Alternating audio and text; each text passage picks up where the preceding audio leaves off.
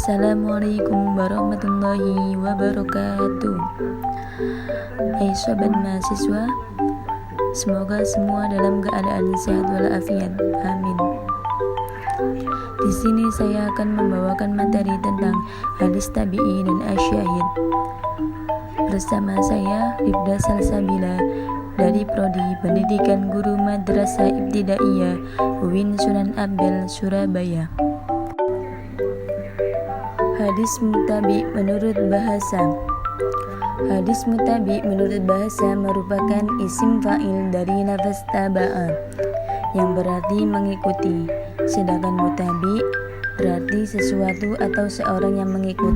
Sedangkan menurut istilah sebagaimana tertera dalam kitab Minhatul Mughith dalam bab yang sama, definisinya wal hadithul ladzi qad taba'a rawihi ghairu fi riwayati an syaihi aw syaihi wa fi lafzin ma rawahu, yang artinya yaitu hadis yang rawinya telah mengikuti rawi lain di dalam riwayatnya dari gurunya atau guru dari gurunya dan mengikuti pula di dalam lafaz yang diriwayatkannya. Pembagian hadis mutaba'ah. Mutaba'ah dibagi menjadi dua macam, yaitu yang pertama mutaba'ah tam, yaitu jika riwayat mutabi atau orang yang mengikuti gurunya mutaba atau orang yang diikuti.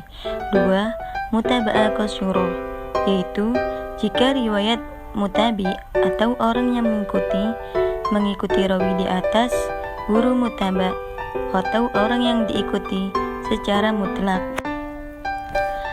Hadis syahid menurut bahasa.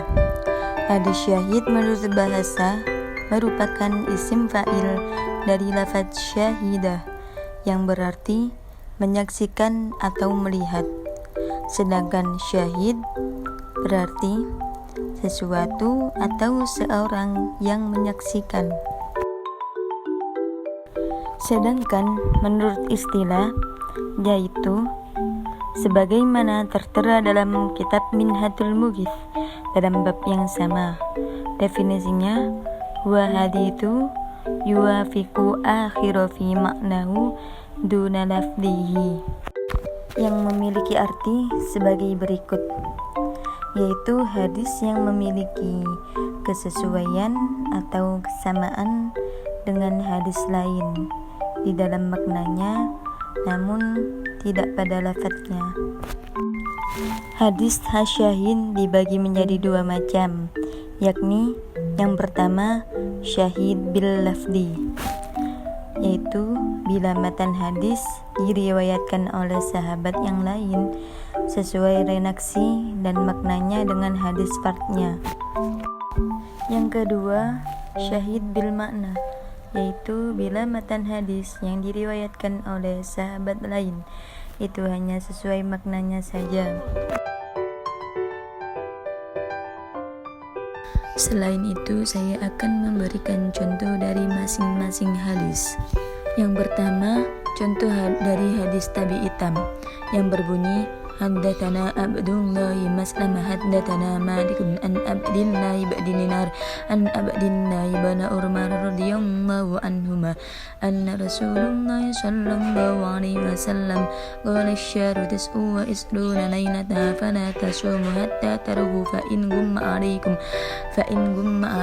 fa akmilul iddata 30, rawahu Bukhari, yang memiliki arti bahwa Abdullah ibni Maslamah bercerita kepada saya, Malik bercerita kepada saya dari Abdullah ibni Dinar, dari Abdullah ibni Umar radhiyallahu anhuma, bahwa Rasulullah sallallahu alaihi wasallam bersabda, 1 bulan adalah 29 malam, maka janganlah engkau berpuasa sehingga engkau melihat hilal.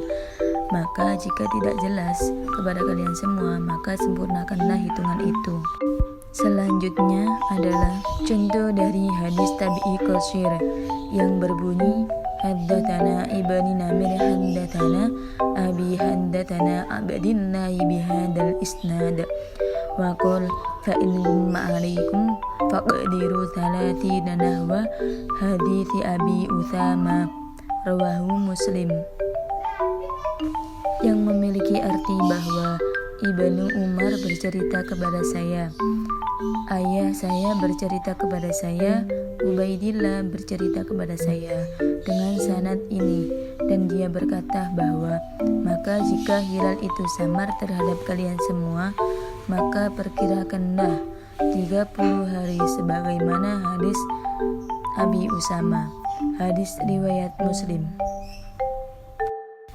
Yang ketiga, contoh dari syahid bil lafdi yang berbunyi akhbarna Malik an Abdillah bin Dinar an Ibnu Umar anna Rasulullah sallallahu alaihi wasallam qul asyharu tis'u wa isluna la tasumu hatta tarawinal fala taftaru hatta tarawu fa in gumma alaikum fa akmilul iddata talatina, rawahu Syafi'i fil yang artinya bahwa Malik mengabarkan kepada saya dari Abdullah ibn Dinar dari Ibnu Umar bahwa Rasulullah Shallallahu Alaihi Wasallam bersabda, 1 bulan adalah 29 hari.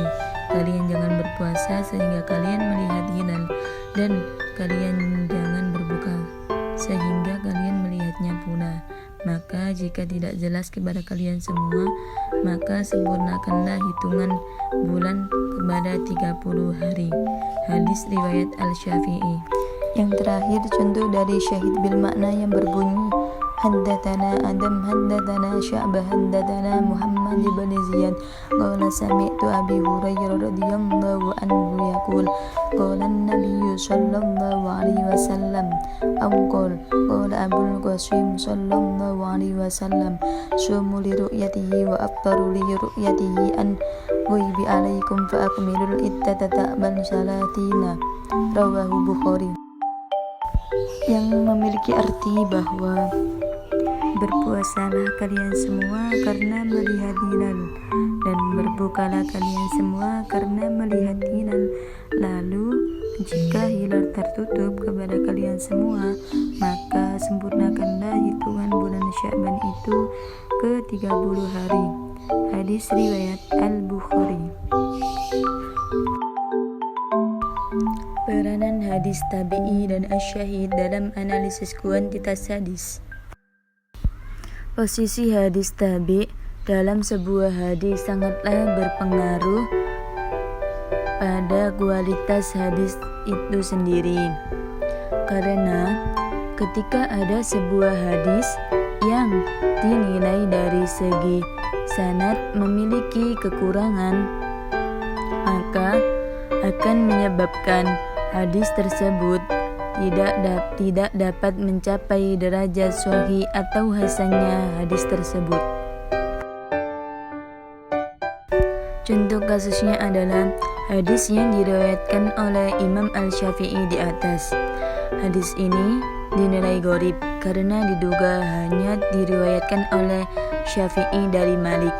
Akan tetapi ditemukan hadis lain yang sama yang diriwayatkan oleh Abdullah bin Maslamah Al-Qanabi dengan sanad sama, sehingga seandainya Imam Syafi'i tersebut hasan, maka dapat naik tingkatan menjadi sahih li ghairihi, dan kalaupun hadis tersebut dhaif, maka dapat terangkat menjadi hasan li ghairihi. Hadis asyahid dalam analisis sanad hadis. Contohnya seperti hadis yang diriwayatkan oleh Al-Syafi'i di atas. Pada mulanya Imam Syafi'i dianggap sendirian di dalam meriwayatkan hadis tersebut. Oleh karena itu, hadis tersebut dikatakan gharib. Akan tetapi kemudian ditemukan hadis yang diriwayatkan oleh Al-Nasa'i dari Muhammad ibnu Hunain dari Ibnu Abbas, maka keghoriban hadis tersebut secara otomatis menjadi hilang. Jadi dapat disimpulkan bahwa hadis tabi'i adalah seorang perawi dan lainnya yang berpartner dalam periwayatan hadis.